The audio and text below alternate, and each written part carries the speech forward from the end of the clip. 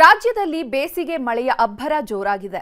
3-4 ಜಿಲ್ಲೆಗಳಲ್ಲಿ ಭಾರೀ ಮಳೆಯಾಗಿದ್ದು ಮುಂದಿನ 5 ದಿನ ವರುಣದೇವ ಅಬ್ಬರಿಸಲಿದ್ದಾನೆ ಅಂತ ಹವಾಮಾನ ಇಲಾಖೆ ಮುನ್ಸೂಚನೆ ನೀಡಿದೆ.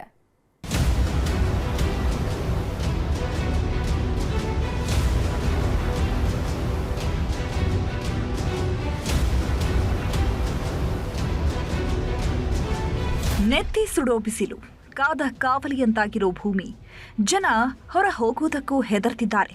ಸೂರ್ಯನ ಶಾಖ ಧಗಧಗಿಸ್ತಾ ಇದ್ದು ಊರೂರಲ್ಲೂ ಜನ ಪರದಾಡ್ತಿದ್ದಾರೆ. ಇಂಥ ಹೊತ್ತಲ್ಲೇ ವರುಣನ ಅಬ್ಬರ ಶುರುವಾಗಿದೆ. ಬಿಸಿಲಿನಿಂದ ಕಂಗೆಟ್ಟಿದ್ದ ಜನರಿಗೆ ಮಳೆಯ ಸಿಂಚನ ತಂಪೆರೆಯುತ್ತಿದೆ.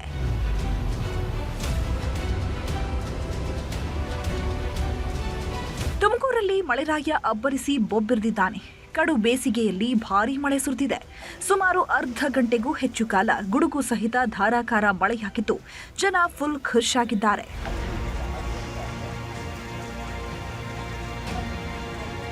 ಇನ್ನು ಚಿತ್ರದುರ್ಗದಲ್ಲೂ ವರುಣದೇವ ತಂಪೆರೆದಿದ್ದಾನೆ. ಹೊಸದುರ್ಗ ತಾಲೂಕಿನ ನಾಕಿಕೆರೆ ಗ್ರಾಮದಲ್ಲಿ ಭರ್ಜರಿ ಮಳೆಯಾಗಿದೆ. ಏಕಾಏಕಿ ಸುರಿದ ಮಳೆಗೆ ಜನ ಕಂಗಾಲಾಗಿದ್ದು ಎಲ್ಲೆಂದರಲ್ಲಿ ನೀರು ನುಗ್ಗಿದೆ.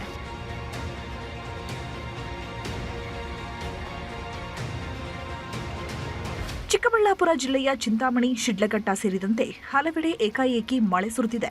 ಗುಡುಗು ಸಹಿತ ಸುರಿದ ಮಳೆಗೆ ಜನ ನಿಟ್ಟುಸಿರು ಬಿಟ್ಟಿದ್ದು ರೈತರ ಮೊಗದಲ್ಲಿ ಮಂದಹಾಸ ಮೂಡಿದೆ.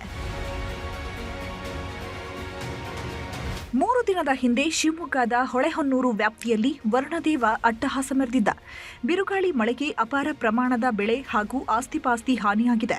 ಹೀಗಾಗಿ ಸ್ಥಳಕ್ಕಾಗಮಿಸಿ ಜಿಲ್ಲಾ ಉಸ್ತುವಾರಿ ಸಚಿವ ಮಧು ಬಂಗಾರಪ್ಪ ಅರಹತೊಳಲು, ಮಲ್ಲಾಪುರ, ವಡ್ರಟ್ಟಿ ಹಾಗೂ ಮಲ್ಲಿಗೇನಹಳ್ಳಿಯಲ್ಲಿ ಪರಿಶೀಲನೆ ನಡೆಸಿದ್ದಾರೆ.